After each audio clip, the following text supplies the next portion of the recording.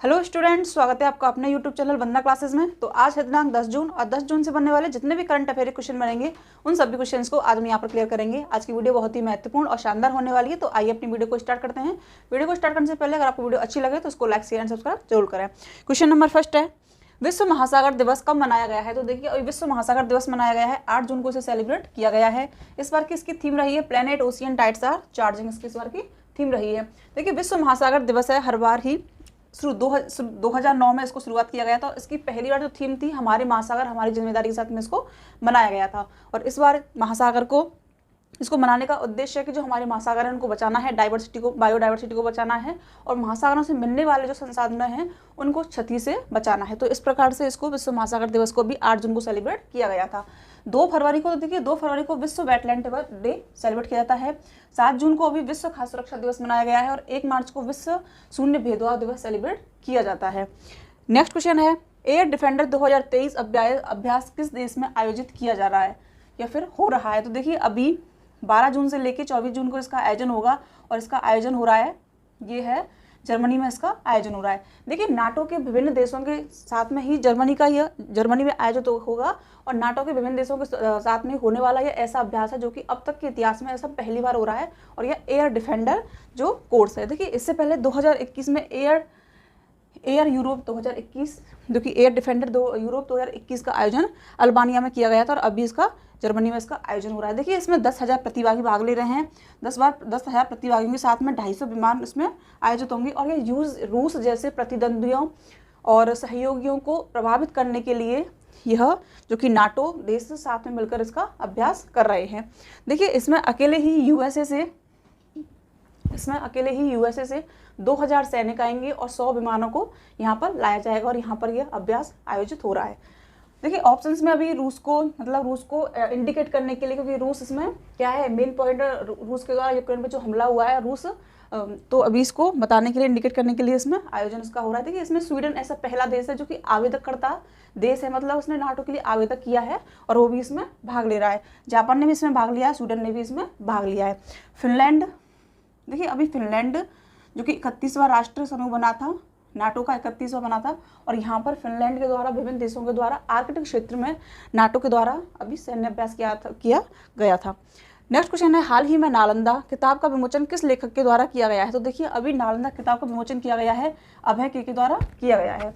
यह किताब पूर्ण रूप से प्रागैतिहासिक इतिहास को बताती है और बिहार के सबसे महत्वपूर्ण, सबसे प्राचीन जो शिक्षा की सीट है नालंदा विश्वविद्यालय, उसके बारे में इसमें बताया गया है।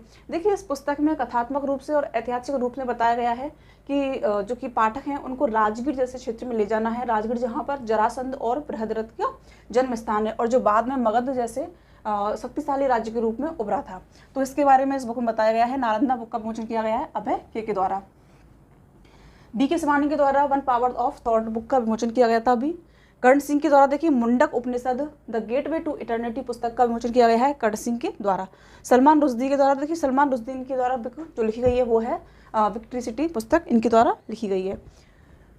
नेक्स्ट क्वेश्चन है, हाल ही में गीतांजलि अय्यर का निधन हुआ है, वह कौन थी? तो देखिए, गीतांजलि अय्यर का निधन हुआ है राष्ट्रीय प्रसारक दूरदर्शक जो कि डीडी नेशनल था उसकी एंकर थी और भारतीय जो कि पहली भारतीय ऐसी एंकर थी जो कि अंग्रेजी भाषा में अपने समाचार थे उनको प्रस्तुत करती थी।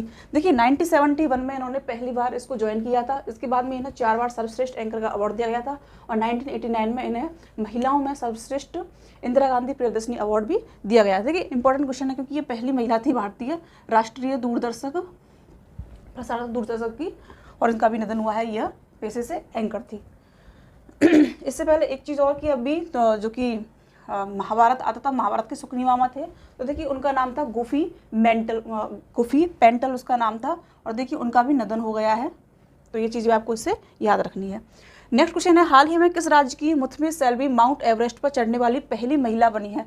तो देखिए, अभी मुथमिस सेल्वी माउंट एवरेस्ट पर चढ़ने वाली पहली महिला बनी है तो वो तमिलनाडु राज्य की बनी है। देखिए, इनके नाम पे पहले से ही कई रिकॉर्ड हैं, जैसे कि इन्होंने आंखों पर पट्टी बांधकर 155 फुट ऊंचे पहाड़ से ही सीधे चलने पर इनके नाम पे रिकॉर्ड दर्ज किया गया है और इसी रिकॉर्ड की वजह से इन्होंने UCO book of the year में अपना नाम दर्ज करवाया था।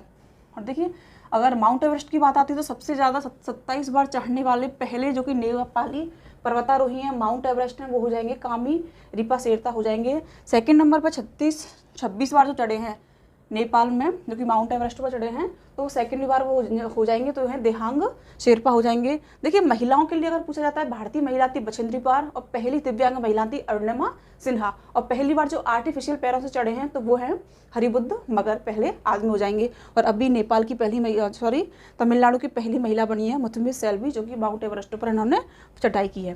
देखिए ऑप्शंस को भी क्लियर कर लेंगे तो देखिए तेलंगाना की पहली मुख्य सचिव महिला बनी है शांति कुमारी, आइए शांति कुमारी हैं। उड़ीसा, देखिए उड़ीसा से याद रखेंगे कि उड़ीसा का जो मयूरभंज जिला है वहाँ से बिलोंग करती हैं, राष्ट्रपति हैं, देश की प्रथम नागरिक हैं राष्ट्रपति द्रौपदी मुर्मू जी, तो उड़ीसा से इनको बिलोंग करते हैं। उत्तर प्रदेश, देखिए उत्तर प्रदेश से हम रिलेट करेंगे कि अभी उत्तर प्रदेश की पहली महिला पुलिस कमिश्नर बनी है लक्ष्मी सिंह। नेक्स्ट क्वेश्चन है, हाल ही में देश के सबसे वैल्यूएबल ब्रांड का खिताब किसने जीता है? तो देखिए अभी देश का सबसे वैल्यूएबल खिताब जीत लिया है, ये है टाटा समूह। देखिए टाटा समूह के द्वारा जीत लिया गया है। देखिए टाटा समूह के अभी जो चेयरमैन थे चंद्रशेखर एन थे, और इनको अभी फ्रांस का जो कि सम्मान है उनसे भी इनको दिया गया है। देखिए अभी 25 अरब डॉलर की जो कि मार्क वैल्यू है उसको पीछे छोड़ते हुए 26.4 अरब डॉलर की वैल्यू के साथ में सबसे पहली कंपनी जो बनी है, सबसे पहला जो कारोबार है तो वो है टाटा समूह का कारोबार है। देखिए ऑप्शंस को भी क्लियर करेंगे तो महिंद्रा 7वें नंबर पर है इसमें, इसी में टाटा स्टील, हिंडाल्को या फिर वेदांता समूह, इन्होंने भी स्थान पाया है। और ये टॉप जो 50 मोस्ट वैल्यूएबल कंपनियां हैं उनमें से इन्होंने इनका स्थान मिला है, और सबसे फर्स्ट में जो रही है वो है टाटा समूह इसमें रही है। रेमंड, तो देखिए रेमंड भारतीय कपड़ों के मामले में सबसे मूल्यवान कंपनी रही है रेमंड कंपनी। नेक्स्ट क्वेश्चन है, हाल ही में खेलो इंडिया यूनिवर्सिटी गेम्स का तीसरा संस्करण कहाँ संपन्न हुआ है? तो देखिए अभी खेलो इंडिया यूनिवर्सिटी गेम्स का जो तीसरा संस्करण आयोजित हुआ है वह वाराणसी में अभी संपन्न हुआ है। देखिए यह जो गेम थे वह 25 मई से लेकर 3 जून तक इनका आयोजन हुआ था, और ये उत्तर प्रदेश में आयोजित हुए थे। इनका उद्घाटन हुआ था लखनऊ में, और ये उत्तर प्रदेश के 4 शहरों में आयोजित हुए थे, बनारस, लखनऊ, गोरखपुर और गौतम बुद्ध नगर। तो इन 4 शहरों में इनका आयोजन हुआ था। विभिन्न देशों के जो कि विभिन्न भारत के विभिन्न विश्वविद्यालयों के इसमें प्रमुख प्रतिभागी आए थे। देखिए सबसे फर्स्ट पे जो यूनिवर्सिटी रही है पंजाब यूनिवर्सिटी रही है, 26 स्वर्ण, 26 कांस्य पदक और 17 रजत पदकों के साथ में टोटल 69 इन्होंने पदक हासिल किए हैं। सेकेंड नंबर पर रही है तो वो है इसी की Guru Nanak university second number पर रही है। देखिए अभी यहाँ पर इसका उद्घाटन समारोह जब किया गया था तो इसमें मस्कट था जो कि शुभंकर था, वो जीतू बारांग सिंह का था, और अभी उद्घाटन जब समापन हुआ है तो यहाँ पर मुख्यमंत्री योगी आदित्यनाथ और केंद्रीय मंत्री अनुराग ठाकुर के द्वारा इसका समापन वाराणसी में किया गया है। देखिए बनारस के किनारे का जो कि गंगा के किनारे का सबसे स्वच्छ शहर है तो वह बनारस है, और यहीं से ही गंगा क्रूज विलास जो कि MV गंगा क्रूज विलास था उसका यहीं से स्टार्ट की गई थी, बनारस से लेके असम के डिब्रूगढ़ तक। देखिए ऑप्शंस को भी क्लियर करेंगे तो देखिए मध्य प्रदेश में इस बार के 5वें खेलो इंडिया यूथ गेम्स का आयोजन हुआ था, जिसमें महाराष्ट्र में टॉपर रहा था। गुजरात, तो देखिए गुजरात में अभी 37वें जो कि नेशनल गेम्स का आयोजन किया जाएगा, गुजरात में किया जाएगा। अगर 36 के बारे में अगर आपसे पूछ लिया जाता है तो 36वें जो आयोजित हुए थे वो हुए थे गुजरात में, उनका आयोजन किया गया था। नेक्स्ट क्वेश्चन है, किस देश के द्वारा अपनी पहली हाइपरसोनिक मिसाइल फतेह का अनावरण किया गया है? तो देखिए हाइपरसोनिक मिसाइल है फतेह का अरबी भाषा में नाम होता है विजेता, और इसका जो कि अनावरण किया है वह किया है सऊदी अरब ने इसका अनावरण किया है। देखिए पहली सुपरसोनिक जो कि हाइपरसोनिक बैलिस्टिक मिसाइल है और इसका अनावरण अभी सऊदी अरब ने किया है। देखिए सऊदी अरब के द्वारा यह क्यों किया गया, खाड़ी देश है लेकिन फिर भी इसके द्वारा इसका अनावरण क्यों किया गया है, इसको क्यों जो कि दागा गया है? देखिए इजराइल और जो कि USA सबसे बड़े शत्रु हैं, तो इनको प्रभावित करने के लिए इस प्रकार की इन्होंने मिसाइल को फतेह किया है। भारत से अगर आप पूछ लेते हैं तो भारत ने कौन सी जीती? तो भारत की है हाइपरसोनिक तो नहीं लेकिन भारत की सुपरसोनिक ब्रह्मोस मिसाइल है, और पहली बार भारत ने वह किसको दी थी? वो फिलीपींस को उसे दिया था। देखिए ऑप्शंस को भी याद रखेंगे तो देखिए दक्षिण कोरिया के द्वारा नेक्स्ट जनरेशन सैटेलाइट अभी लॉन्च की गई थी। उत्तरी कोरिया के द्वारा 2023 में 83 बैलिस्टिक मिसाइलों को लॉन्च किया गया है। ईरान से हमें याद रखना है कि खैबर को भी ईरान ने भी लॉन्च किया था। नेक्स्ट क्वेश्चन है, नोवा कखोवका बांध कहाँ स्थित है जो अभी चर्चा में है? तो देखिए नोवा जो कखोवका बांध है वह यूक्रेन में स्थित है, और देखिए यूक्रेन के पश्चिमी तट पर यह स्थित है, निप्रो नदी पर स्थित है। और देखिए इसको ये चर्चा में क्यों है? क्योंकि इस पर यूक्रेन की तरफ से आरोप है कि रूस ने इसको तोड़ा है, और रूस की तरफ से इसमें आरोप है कि यह यूक्रेन ने तोड़ा है। और इसके अभी एक हिस्से से जो टूटने के बाद में यूक्रेन के एक हिस्से में पानी भर गया, मतलब 80 से अधिक गाँवों में यहाँ पर पानी भरा जा चुका है, और ये चर्चा में है क्योंकि यहाँ पर बहुत ही ज़्यादा नुकसान हो सकता है। देखिए ऑप्शंस को देखेंगे तो रूस सबसे ज़्यादा जो कि तेल आपूर्तिकर्ताओं में है। भारत के बारे में अगर रीड करूँ तो जापान, तो देखिए जापान में अभी G7 की बैठक हुई थी, यहाँ पर प्रधानमंत्री मोदी गए थे, हालांकि वह इस G7 के सदस्य नहीं है। फ्रांस, देखिए फ्रांस और भारत के बीच में 36 जो कि जेट थे, सुखोई जेट थे, तो उनको आपस में फ्रांस के द्वारा भी यहाँ पर दिए गए हैं, जिसमें से एक रह गया था, वो भी 36वें नंबर का, उसको भी यहाँ पर भेजा गया है। नेक्स्ट क्वेश्चन है संयुक्त राष्ट्र की नवीनतम राजभाषा कौन सी है? तो देखिए संयुक्त राष्ट्र की नवीनतम राजभाषा है अरबी। संयुक्त राष्ट्र की 6 राजभाषाएं हैं, जिसमें से कि चीनी है, फ्रेंच है, स्पेनिश है, रशियन है और अंग्रेजी। और अंग्रेजी में सबसे नवीनतम राजभाषा है तो वो अरबी है। देखिए संयुक्त राष्ट्र की इसकी स्थापना हुई थी 24 अक्टूबर 1945 को इसकी स्थापना हुई थी। इसके अध्यक्ष हो जाएंगे एंटोनियो गुटेरेस, इसके अध्यक्ष हो जाएंगे वाशिंगटन डीसी में इसका मुख्यालय है। और देखिए अगर भारत से अगर पूछ लिया जाता है कि संयुक्त राष्ट्र संघ के भारत में कितने संगठन हैं, तो भारत में है 26 संगठन है, लेकिन अगर संयुक्त राष्ट्र कितने संगठन है तो वो 6 संगठन है। ये संगठन वाली जो भारत में बताई है मैंने, तो ये एनटीपीसी में क्वेश्चन आया था, इसलिए मैं आपको इसे बता रही हूँ। एनटीपीसी में 2021 एनटीपीसी वाला क्वेश्चन आया था।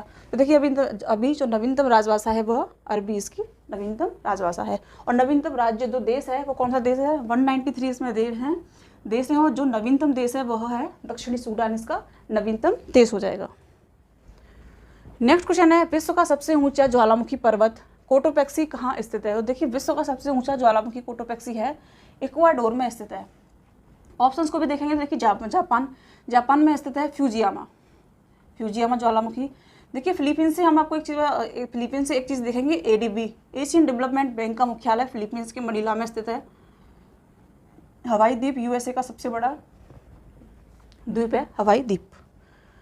नेक्स्ट क्वेश्चन है आर्टिकल 243G के अधीन निम्नलिखित में से ऐसे कौन सी पंचायतों की शक्ति नहीं है? तो देखिए भूमि विकास पंचायतों की शक्ति है, भूमि सुधारों का क्रियान्वयन भी शक्ति है, भू चकबंदी और मृदा संरक्षण भी पंचायतों की शक्ति है, लेकिन भू राजस्व का विनिमयन यह पंचायतों की शक्ति नहीं है। तो इसका राइट आंसर हो जाएगा भू राजस्व का विनिमयन। देखिए एनडीए में आया क्वेश्चन है 243G के अकॉर्डिंग केंद्र राज्यों के द्वारा पंचायतों को यह शक्ति प्रदान की जा सकती है, अधिकार दिए जा सकते हैं, ताकि वो अपनी स्वशासन संस्थाओं में इस प्रकार का सुधार कर सकते हैं कि इसमें ये सारे सुधार उसमें आ जाए। नेक्स्ट क्वेश्चन है हसत्या युर्वेद का रचयिता इनमें से कौन है? तो देखिए इनका रचयिता है पालकोव्य, इसके रचयिता थे। इसे हस्ती आयुर्वेद भी इसे कहा जा सकता है। यहाँ पर इसकी संधि करने के बाद में हस्ती आयुर्वेद का जिसको कर दिया है, लेकिन इसका जो राइट आंसर है हस्ती आयुर्वेद भी इसका राइट आंसर हो जाएगा। यह भी आपका क्वेश्चन आया हुआ है, क्वेश्चन इसी प्रकार से था, इसको मैंने अलग से यहाँ पर लिखवा दिया। एनडीए में ये क्वेश्चन आया था। देखिए वाघभट्ट, तो देखिए वाघभट्ट के द्वारा वाघ संग्रह और वाघ अष्टासंग्रह पुस्तकें लिखी गई थी। सुश्रुत से सुश्रुत संहिता, चरक से चरक संहिता बुक्स के नाम हम याद रख सकते हैं। नेक्स्ट क्वेश्चन है देवगांव की संधि 1803 के अधीन ब्रिटिश द्वारा निम्नलिखित में से किस क्षेत्र को अधिग्रहित किया गया था? तो देखिए देवगांव की जो संधि हुई थी उसके तहत 1803 में ब्रिटिशों के द्वारा कटक क्षेत्र को अधिग्रहित किया गया था। कटक के साथ में ही देखो यहाँ पे बालासुर कहाँ पड़ता है, जो कि अभी ट्रेन त्रासदी हुई थी उड़ीसा में पड़ता है बालासुर। और इसी के बर्दा का जो पश्चिमी क्षेत्र है वह भी इसके द्वारा अधिग्रहित किया गया था ब्रिटिश शासन के द्वारा। नेक्स्ट क्वेश्चन है हाल ही में केंद्र सरकार ने मणिपुर जातीय हिंसा की जांच के लिए किसकी अध्यक्षता में एक न्यायिक आयोग का गठन किया है?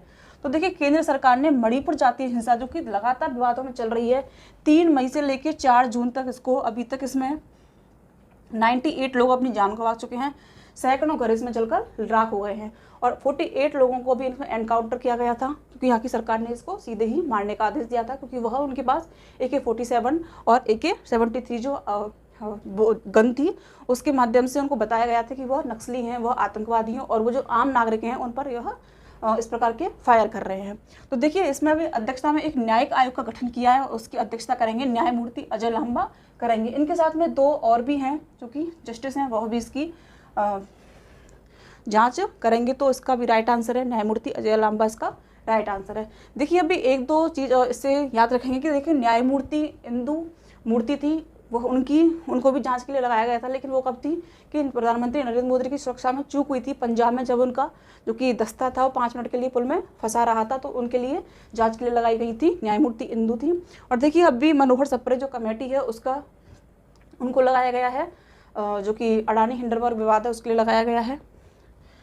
देखिए ऑप्शंस को भी क्लियर करेंगे तो देखिए 48 नंबर के हैं NV रमना, UU ललित थे 49 नंबर के, और न्यायमूर्ति DY चंद्रचूड़ धनंजय चंद्रचूड़, तो ये देखिए 50 नंबर के अब भी जस्टिस हैं।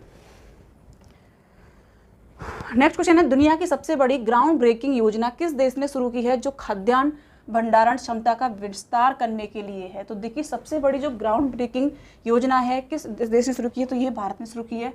देखिए 1 ट्रिलियन की यह सरकारी जो कि सहकारी योजना है, और इसको भी भारत देश ने इसको शुरू किया है। भारत देश के द्वारा जो कि भारत देश में विभिन्न राज्यों में ब्लॉक स्तर पर 2000 टन की जो कि इनकी क्षमता है, जिन गोदामों की क्षमता है, तो उनको भरा जाएगा। और जो कि आने वाले टाइम में या फिर किसी भी टाइम में अगर खाद्य वगैरह की पूर्ति होती नहीं है तो उस चीज़ों की समस्याओं से निपटने के लिए इसका भी यहाँ पर इसको स्टार्ट किया गया है, इसका विस्तार किया जाएगा। तो ये भारत ने इसको स्टार्ट किया है। देखिए ऑप्शंस को भी क्लियर करेंगे तो ब्रिटेन के प्रधानमंत्री ऋषि सुनक को इनके द्वारा इलीगल माइग्रेशन बिल को भी पेश किया गया था, और इसके कारण इनका बहुत विरोध भी हुआ था। देखिए थाईलैंड अभी गांजे को वैध रूप से मानने वाला पहला देश बना है थाईलैंड। कनाडा, देखिए कनाडा प्रत्येक जो कि सिगरेट है, हर एक सिगरेट पर चेतावनी जारी करने वाला पहला देश बना है कनाडा। इससे पहले क्या होता था कि जो कि सिगरेट का पैकेट होता था उस पर चेतावनी लिखी जाती थी, लेकिन अब कनाडा देश ने सब पहली बार किया है कि हर एक सिगरेट होगी उस पर चेतावनी जारी की जाएगी। नेक्स्ट क्वेश्चन है, हाल ही में एडगर्स रिकेविक्स किस देश के राष्ट्रपति चुने गए हैं? तो देखिए अभी एडगर रिकेविक्स चुने गए हैं, ये हैं लातविया के राष्ट्रपति, और अभी इनको चुना गया है। देखिए श्रीलंका से याद रखेंगे तो देखिए श्रीलंका के राष्ट्रपति कौन है? रानिल विक्रमसिंघे श्रीलंका के राष्ट्रपति हैं। नेपाल के रामचंद्र पौडेल, और बांग्लादेश के शहाबुद्दीन चुप्पू। तो देखिए शहाबुद्दीन चुप्पू 22वें नंबर के राष्ट्रपति बन गए हैं बांग्लादेश के। नेक्स्ट क्वेश्चन है, 2025 में किस देश में अंतर्राष्ट्रीय प्रकृति संरक्षण संघ विश्व संरक्षण कांग्रेस का आयोजन किया जाएगा? तो देखिए अभी 2025 में, क्योंकि अभी से जगह सेलेक्ट हो गई है, तो इसका आयोजन किया जाएगा संयुक्त अरब अमीरात में, इसका आयोजन किया जाएगा, जो कि विश्व संरक्षण कांग्रेस का आयोजन यहाँ पर होगा। देखिए ऑप्शंस को भी क्लियर करेंगे तो भारत से आपके जो आने वाले एग्जाम हैं उनमें बहुत ही ज़्यादा क्वेश्चन पूछने वाले हैं, G20 से एंड SCO जो कि समिट हो रही है भारत में, इन दोनों समिट भारत में हो रही हैं। देखिए साउथ अफ्रीका इस बार ब्रिक्स सम्मेलन है, जो कि ब्रिक्स है उसकी बैठकों का आयोजन कर रहा है साउथ अफ्रीका। इंडोनेशिया से याद रखेंगे तो इंडोनेशिया देखिए आसियान जो कि शिखर सम्मेलन और अभी होने वाला है, तो देखिए इसका आयोजन करेगा इंडोनेशिया। नेक्स्ट क्वेश्चन है, PM स्वनिधि मोबाइल ऐप किसके द्वारा लॉन्च किया गया है? तो देखिए अभी PM Svanidhi mobile app launch किया गया है, हरदीप सिंह पुरी के द्वारा इसको लॉन्च किया गया है। देखिए यह जो कि आवास मंत्रालय के द्वारा इसे 2020 में ही इसे जो सरकारी योजना है उसको लॉन्च किया गया था। और देखिए अभी ये जो योजना है कोविड-19 से प्रभावित जो स्ट्रीट वेंडर थे उनके लिए योजना स्टार्ट की गई थी, ताकि वो अपने कामों को वापस से इसको स्टार्ट कर सकें। देखिए ऑप्शंस को भी क्लियर करेंगे, नरेंद्र सिंह मोदी, तो नरेंद्र सिंह मोदी के द्वारा अभी नीति आयोग की 8th बैठक हुई थी। नरेंद्र सिंह मोदी के द्वारा 8th बैठक हुई थी, क्योंकि ये नीति आयोग के अध्यक्ष हैं प्रधानमंत्री नरेंद्र मोदी। द्रौपदी मुर्मू, तो देखिए द्रौपदी मुर्मू के द्वारा कैच द रेन जो कि ऐप है उसको लॉन्च किया गया था। वाटर हार्वेस्टिंग के द्वारा पानी को इकट्ठा करने के लिए कैच द रेन चलाया गया था। नरेंद्र सिंह तोमर, देखिए नरेंद्र सिंह तोमर के द्वारा जो कि जानवर हैं उनके लिए पहली कोविड के लिए वैक्सीन थी उसको लॉन्च किया गया था। इसके साथ में ही इन्होंने नरेंद्र सिंह तोमर कृषि मंत्री हैं, तो देखिए नकली बीजों की गुणवत्ता की जांच के लिए इन्होंने साथ ही पोर्टल ऐप और मोबाइल ऐप को लॉन्च किया था। तो स्टूडेंट्स आज के प्रश्नों की श्रृंखला को यहीं पर समाप्त करते हैं। देखिए मैंने कल जो कि 9 जून की वीडियो थी उसको मैं यहाँ पर अपलोड नहीं कर पाई थी, क्योंकि थोड़ी सी तबीयत वगैरह में प्रॉब्लम थी, तो इसलिए आज 10 जून को हमने दोनों ही वीडियो को एक साथ यहाँ पर कवर करवा दिया है। तो इसलिए अगर आपको वीडियो अच्छी लगी तो उसको लाइक करें, शेयर करें एंड सब्सक्राइब करें। Thank you.